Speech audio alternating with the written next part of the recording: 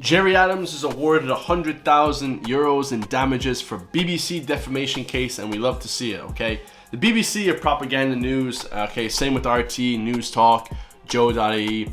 These are all scumbags that try and profit off the downfall of others and try and defame you. They try and attack your character. That's what it is nowadays, guys. Okay, it's just an attack en masse of your character.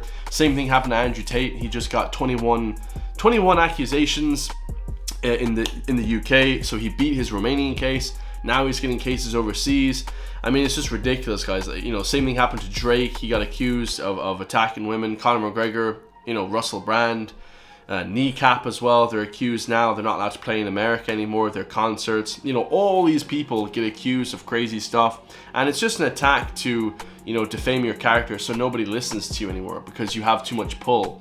And when the BBC and the media don't have enough attention, that's what they do. They try and slander your character. Plain and simple. It's coming. It's coming for me. It's coming for you. It's coming for everyone. Don't think that you are good enough to avoid it, guys. It's what's gonna happen. So like, comment, subscribe. I love you all. Let's hear what exactly happened, because I don't have a clue what happened to Gerry Adams. Okay, the only thing I know about Gerry Adams is that they always say that he's an IRA member, he causes terrorist attacks and stuff, which hasn't been proven to be true in my personal opinion or to my knowledge. Okay, so former Sinn Féin leader Gerry Adams has won a defamation case against the BBC. Mr Adams claimed he was defamed in a 2016 Spotlight programme and a subsequent online article, which he said falsely claimed that he sanctioned the killing of Dennis Donaldson. The former senior Sinn Féin official was shot dead in Donegal in 2006, months after admitting being an informer for the police and MI5 over 2 decades. Gerry Adams had claimed the BBC Spotlight programme in 2016 was a hatchet job, was reckless journalism designed to smear his reputation as a peacemaker. There you go. His lawyers told the court the single anonymous source who said he had sanctioned the killing of police informer Dennis Donaldson had not been verified, merely corroborated by other shady sources, including disaffected Republicans. The BBC said they had taken the utmost care with the programme and said the allegation was corroborated by at least 5 other sources, including security contacts. And the thing about the BBC is they harbour pedophiles. I mean, Hugh Edwards was sending, you know, pictures of his genitals to kids. Philip Schofield was, you know, sending, you know, nudes to kids. He groomed kids, I believe as well. Whatever Philip Schofield did was some crazy shit. He got off scot-free because they just said, oh, I hope you're okay, you know, not caring about the mental health of the young people. As well, they also harbored Jimmy Savile, Jimmy Savile, I think is how you pronounce his name, who, you know, basically molested kids while they were asleep, while they were dead. Absolute sick bastards, guys. The BBC and these massive news platforms are the devil, in my personal opinion. That's why we've started County Gains News Network, our own private network, which we try and remain honest to the people. So yeah, the mainstream media is so disingenuous, it's not even real, guys. Jurors returned with a verdict after deliberating for almost 7 hours. They said the wording used in the BBC programme and article did mean that Gerry Adams sanctioned the murder of Dennis Donaldson. They went on to reject the defence by the BBC that it was fair and reasonable to broadcast it in the public interest. They awarded Gerry Adams €100,000 in damages. Nice. From my perspective, taking this case was about putting manners on the British Broadcasting Corporation.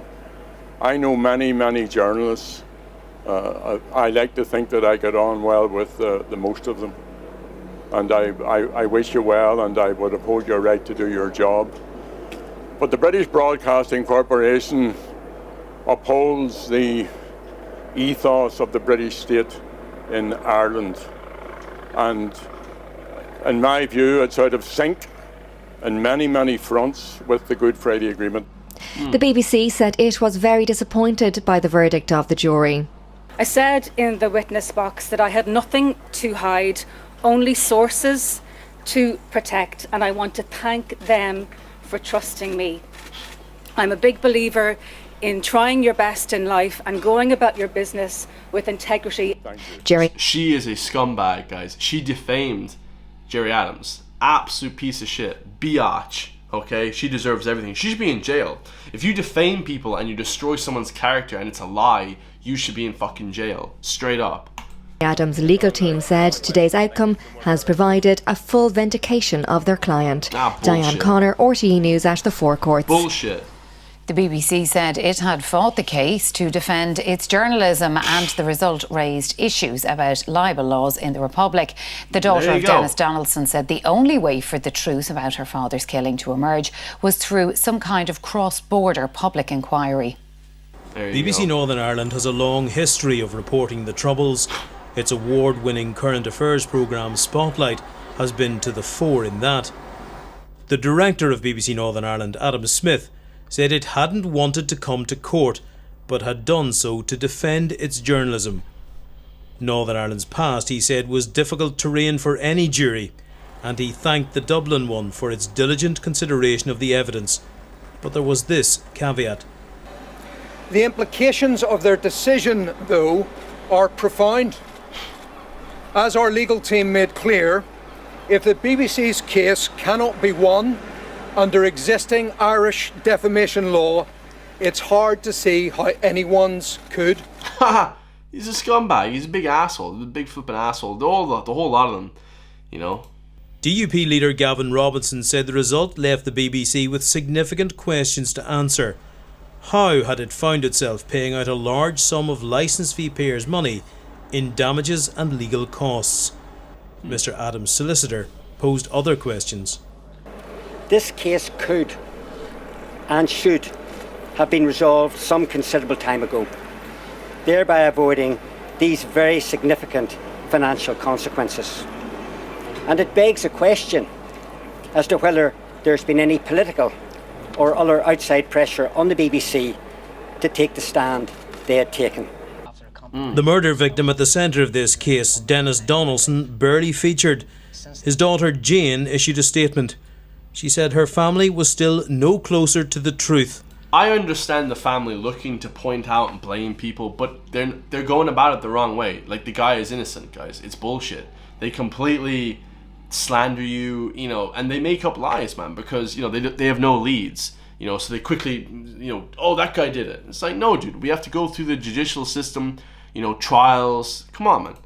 That it had supported neither side in this case, and that the public interest could only be served now by some form of public inquiry with a cross-border dimension. The €100,000 in damages is significant.